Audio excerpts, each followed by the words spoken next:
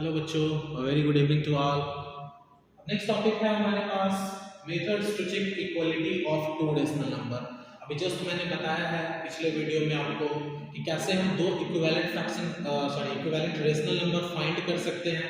तो अब अगला टॉपिक है आपका कि इसमें हम इक्विवेलेंट अगर दो रेशनल नंबर हमारा दिया है तो हम कैसे इक्विवेलेंट चेक कर सकते हैं उसको कि वो एक दूसरे का इक्विवेलेंट है या नहीं। उसके लिए तीन मेथड है। ओके, तो तीन मेथड ये है, इसमें मैंने अभी तक दो मेथड लिखा है, मेथड थर्ड भी मैं आपको बताऊंगा जस्ट इसके बाद। ओके, तो फर्स्ट हम यहाँ पे मेथड नंबर 1 डिस्कस करते हैं, convert the given rational number to their standard form. तो पिछले वीडियो में मैंने बताया कि हम स्टैंडर्ड फॉर्म में जो है कैसे हम उसको कन्वर्ट कर सकते हैं। जो रेशनल नंबर हमारा गिवन है हम उसका एचसीएफ फाइंड करेंगे, एचसीएफ फाइंड करने के बाद जो एचसीएफ आएगा उसका हम उसको कॉमन लेके दोनों के लिए मल्टीप्लाई या फिर डिवाइड करके हम इक्विवेलेंट उसको कर सकते हैं। ठीक है ना, उससे क्या होता है हमारा इक्विवेलेंट रेशनल नंबर फाइंड होता है।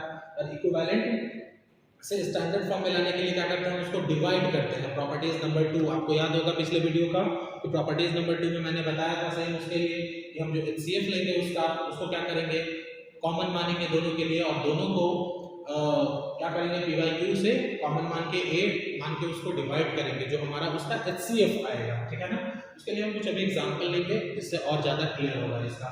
Convert the given rational number to their standard form, इसके थ्रू हम निकाल सकते हैं। जैसे कि इसी का हम एक एग्जांपल लेते हैं, जैसे 4/6 का एग्जांपल ले लेते हैं। ओके, 4/6 का एग्जांपल हमने लिया, तो 4/6 का जैसे ही एग्जांपल हमने लिया तो यहाँ पे हम जानते हैं कि 4 और 2 है, यानी कि ये 2 से डिविजिबल ही है। 4 और 6 है तो ये 2 से डिविजिबल होगा, तो 2 2 4 एंड 2 3 6, हम इसको डिवाइड कर देते हैं।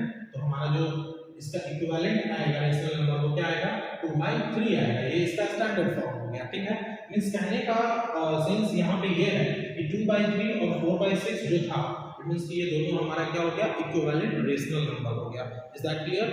आई जस्ट होप कि यहाँ तक कोई डाउट ना हो किसी को। ओके, अगर कोई डाउट है तो आप कमेंट में वहाँ पे डाल सकते हो कि ये डाउट है, मैं वहीं पे आपको रिप्लाई करके उस डाउट को क्लियर कर दूंगा। ओके, नेक्स्ट मेथड नंबर 2 है, if p by q and r by s are two rational number and if p into s is equal to q into r then the rational number are equal, otherwise not।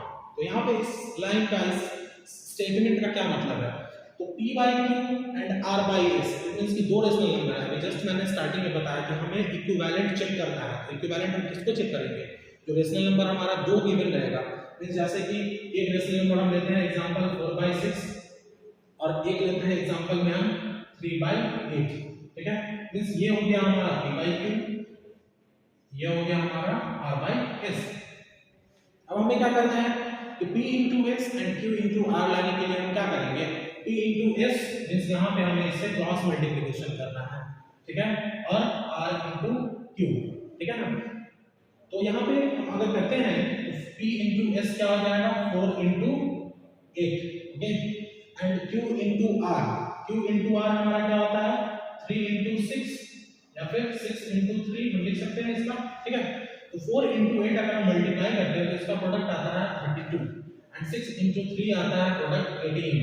Means ये दोनों rational number जो है ये हमारा equal नहीं है, means ये दोनों इक्विवेलेंट रेशनल नंबर नहीं है।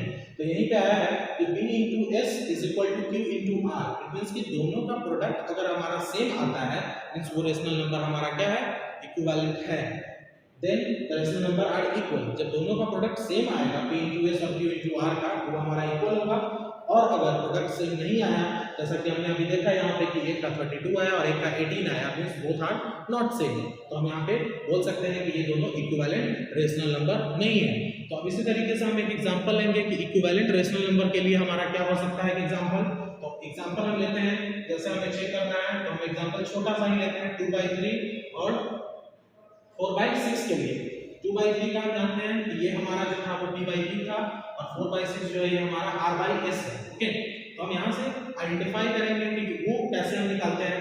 तो सबसे पहले हम यहाँ पे करेंगे 2 into 6 means p into r, sorry p into s and 3 into 4 means ये हमारा क्या हो जाएगा q into r, तो 3 into 4।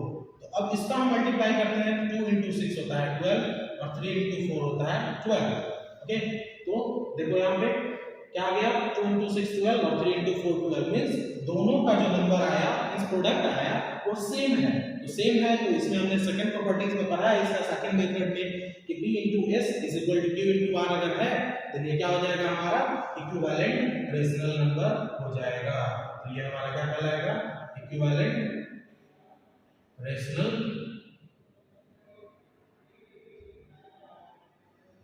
नंबर हो जाएगा।